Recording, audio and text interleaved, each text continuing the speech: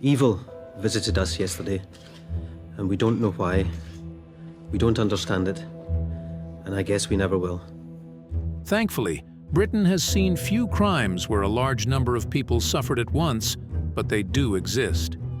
Reports are coming in that one person is dead and several people have been injured after a shooting incident at Dunblane Primary School. The Dunblane Primary School shooting stands out as one of the most horrific and heartbreaking tragedies in history, given that it involved children.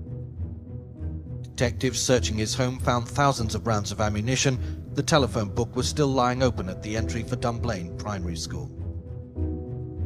Who would commit such an act, and for what reason? Could authorities have prevented it?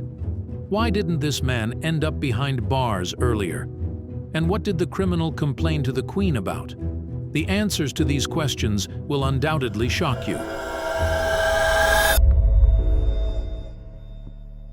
On March 13, 1996, an ordinary morning began in the town of Dunblane, Scotland. While parents were getting their children ready for school, a man was planning one of the worst tragedies of the 20th century. Dressed in all black, wearing tactical glasses instead of his usual prescription ones, and with earplugs in, the man left his home in Stirling, which was about 5 miles from Dunblane. At around 8:15 a.m., the 43-year-old man got into his car and set out to seek revenge for what he believed as unfair treatment. Upon arriving at the school, he parked his white van and made his way towards the school buildings. After cutting the telephone cables at the bottom of the telegraph pole, the man thought he had disabled the school's communication.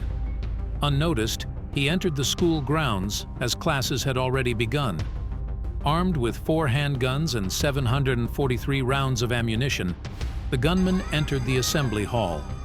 To his surprise, the hall was empty, catching him off guard. Before planning his next actions, the attacker asked a random student about the timing and location of meetings where hundreds of children usually gathered. However, the child accidentally confused the criminal, simply getting the wrong time.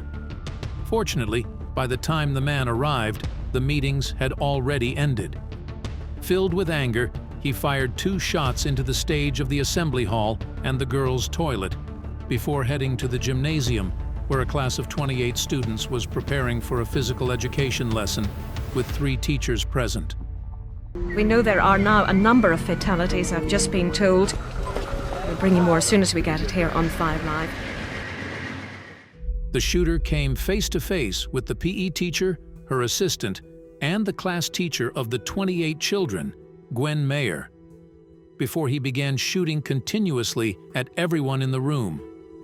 The first to be hit was the PE teacher, who was injured in the arm and chest while trying to defend herself. He then fired at anyone in his line of sight. Despite her injuries, the injured teacher managed to crawl away and hide in the changing room area behind the lockers, along with some children. Gwen Mayer was shot dead on the spot, and later examination of her injuries revealed that, in addition to being shot, she had also been struck. Mrs. Mayer bravely tried to confront the shooter and protect the children. After striking her, the assailant fired several more shots. The other adult present, Mary Blake, a supervisory assistant, was shot in the head and both legs, but also managed to make her way to the store cupboard with several of the children in front of her. The shooting in the gymnasium lasted about 3 minutes. When the gunman entered, he fired 23 shots from a pistol, tragically taking the life of 1 child and injuring several others. 4 children with injuries managed to hide in a store cupboard. He then moved to the eastern part of the hall, firing 6 shots as he moved, followed by another 8 shots towards the opposite end of the gym. His movements were illogical and chaotic. He simply fired without aiming until he reached the center of the hall, where he fired 16 shots at a group of children who were unable to hide due to previous injuries at point-blank range. A 7th grade student who was walking past the gymnasium corridor at the time heard gunshots and loud screams. Curious, he looked inside, and the insane man fired in his direction, but the boy managed to dodge and escape. The man then fired another 24 shots in various directions before briefly leaving the gymnasium. Upon exiting into the corridor, the attacker fired several more shots towards the cloakroom of the library, injuring another school staff member. In the mobile classroom located near the fire exit through which the criminal planned to exit, there were also children. However, upon hearing the gunshots and seeing him, the teacher ordered everyone to lie on the ground before the madman fired 9 more shots. One bullet passed through a chair where a child had been sitting just moments before. Later, the shooter returned to the gymnasium, dropped his pistol, and took out one of the 2 revolvers, placed it in his mouth, and pulled the trigger. In total, 32 people suffered gunshot wounds, 16 of whom died in the gymnasium, including Gwen Mayer and 15 of her students. Another student, Hyrie McBeath, lost her life on the way to hospital. Reports are coming in that one person is dead and several people have been injured after a shooting incident at Dunblane Primary School.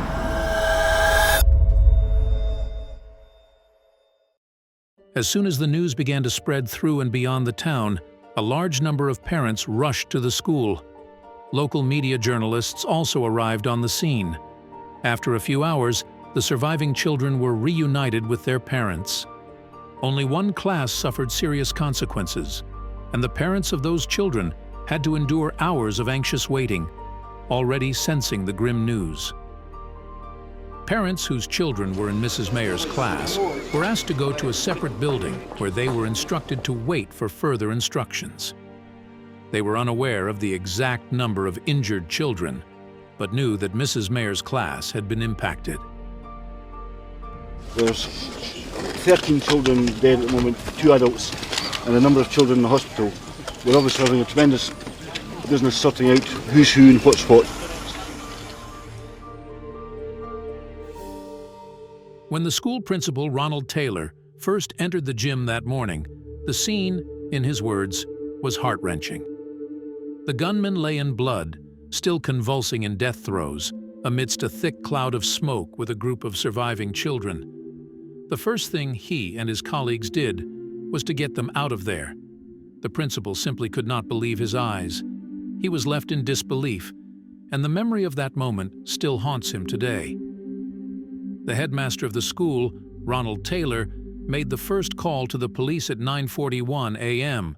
after his assistant informed him of a likely armed man on the school premises. She had heard gunshots inside the gym and noticed what she believed to be cartridges on the floor. Taylor, who had also heard some noise, initially thought it was from nearby builders on site. The headmaster called all emergency services and rushed to the gymnasium. In just a few minutes, the ruthless shooter managed to orchestrate one of the largest tragedies of the 20th century. According to Taylor, the most challenging part was informing parents about their losses. While the police, along with educators, compiled a complete list of the injured and took all necessary actions at the crime scene, some parents had been waiting in a waiting room for several hours. This was objectively due to the fact that there were about 700 children in the school, in this case, referring to 5 to 6-year-old students who had just started school. Therefore, their history was brief, and not many teachers were familiar with all the victims personally. To notify all parents about the fate of their children, it was necessary, at the very least, to establish the identity of each one. The only person who could name every child died. It was Gwen Mayer, who, at the cost of her own life, tried to protect her students. The top priority was to save every injured person, but identifying them proved to be challenging. The first ambulance arrived at 9:57 a.m., followed by a second at 10 a.m. Shortly after, ambulance teams from neighboring towns Doon and Callander arrived. There was a real nightmare.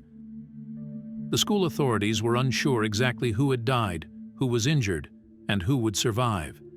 Sadly, one of the girls did pass away in the ambulance. It was Hyrie McBeath. Her mother, who was at the school, still blames herself for not being with her daughter in her final moments, not holding her hand, but simply waiting in the room with other parents. As a result of this incident, 16 children have been killed and 2 adults. My understanding is that 15 of the children were killed within the school and 1 has since died in hospital. Meanwhile, the name of the shooter was announced in the mass media for the first time. 16 young children and their teacher have been shot dead by a gunman at a primary school near Stirling. The Chief Constable of Central Scotland said the killer had 4 handguns. He's been named tonight as 43-year-old Thomas Hamilton, a local man. Police photos of the inside of Thomas Hamilton's house have been released, showing the customised targets he used to practice his shooting. Detectives searching his home found thousands of rounds of ammunition. The telephone book was still lying open at the entry for Dunblane Primary School. Thomas Hamilton fired 105 shots. He had 743 with him, enough ammunition to harm everyone in that school. Around 10 p.m., the police held a press conference where they announced the final list of the deceased. Even experienced law enforcement officers who had seen much in their lives were crying that evening. The children who died are as follows: Hannah Scott, age 5, Melissa Curry, aged 5, David Kerr, aged 5, Victoria Clydesdale, aged 5, Joanna Ross, aged 5, Kevin Hassel, aged 5, Emma Crozier, aged 5, Sophie North, aged 5, Brett McKinnon, aged 5, Ross Irvin, aged 5, Megan Turner, aged 5, Abigail McLennan, aged 5, Mary Macbeth, aged 5, John Petrie, aged 5, Charlotte Dunn, aged 5, Emily Morton, aged 5, Gwen Mayer, aged 45.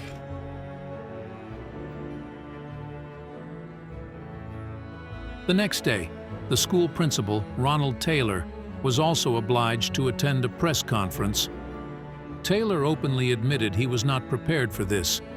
No school leader or teacher can be prepared to address the press about deceased students. Ladies and gentlemen, can I introduce you to Mr. Ron Taylor, the head teacher for Dunblane Primary School. My thoughts, and the thoughts of all my staff, are obviously with the families. Evil visited us yesterday, and we don't know why. We don't understand it, and I guess we never will. Ronald Taylor felt guilty about what happened, even though he could not have foreseen it. No one could have. Nevertheless, he had to live with it. Thomas Hamilton, on the other hand, could not feel guilt. He took his own life, leaving people and the community with the main question of why. We may never fully understand the true reasons, but some clues can be found in his dubious biography.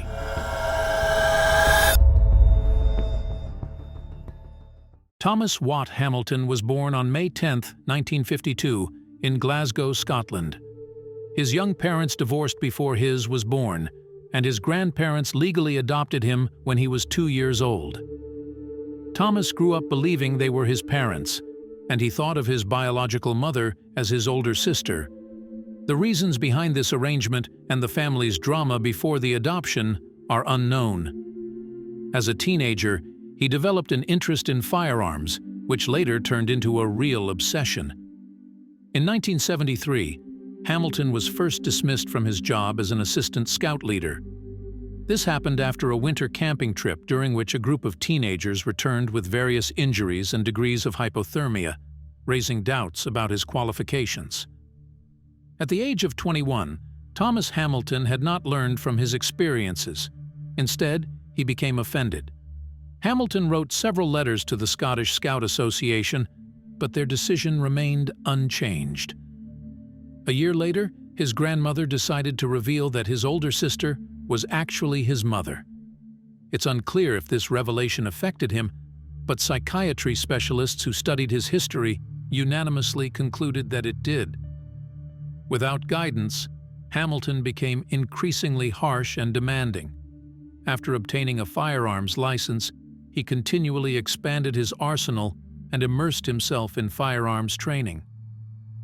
In the late 1970s, Thomas established a network of scout clubs in Stirling and Dunblane aimed at children aged 7 to 10. By the beginning of the 1990s, everything seemed to be going well until his behavior took a strange turn, and he began to exhibit strange and rough characteristics.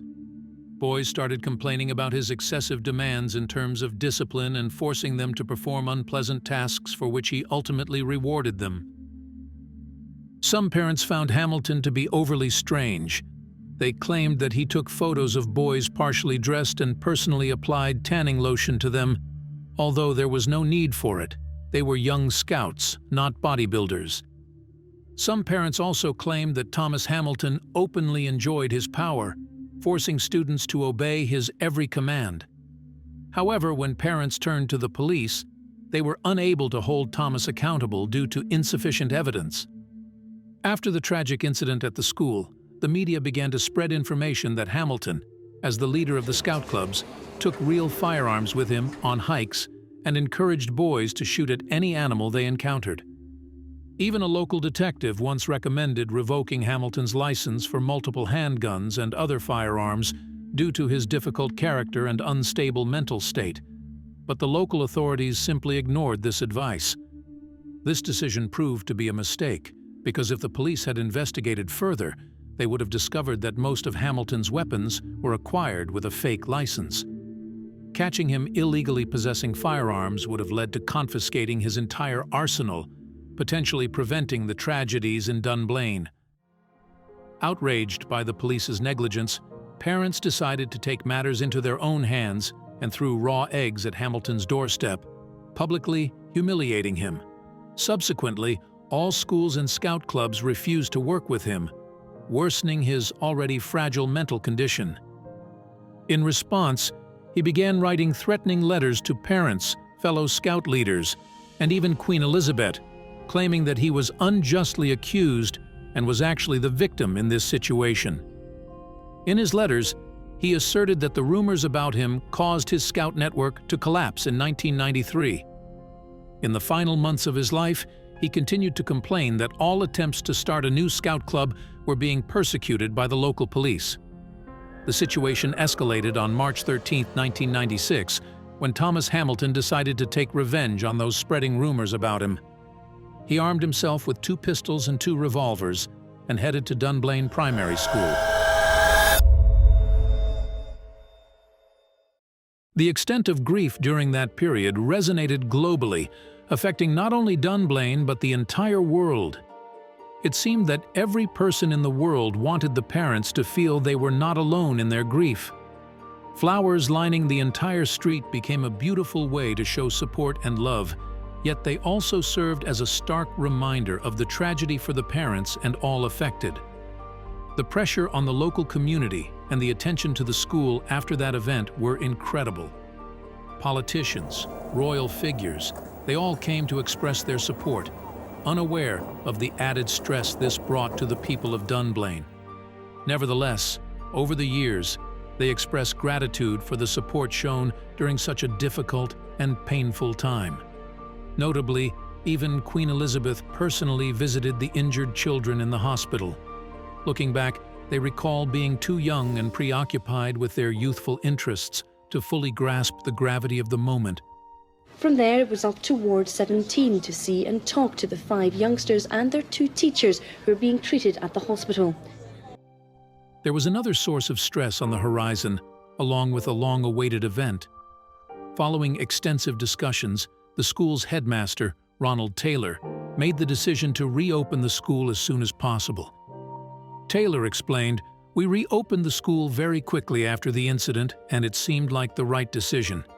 What would the children do at home, surrounded by stress, tension, and the constant presence of the media? It was far better for us to reopen the school promptly and allow them to return to their normal routines." This has been a long, dark week, full of tears. Dunblane is still in mourning. However, the evil that came last week is gone. The children returned to school today.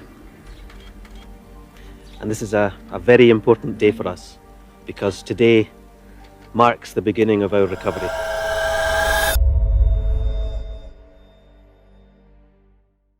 The Dunblane parents believe that while the police might have made mistakes, it is, they say, our whole attitude towards guns which needs changing. The tragic events in Dunblane led to significant changes in the legislation of the United Kingdom. While the relatives of the deceased experienced grief differently, they all shared a common desire. They wanted their grief to not be in vain, but to lead to meaningful change, ensuring that anyone who wished to buy a weapon could not do so on a whim.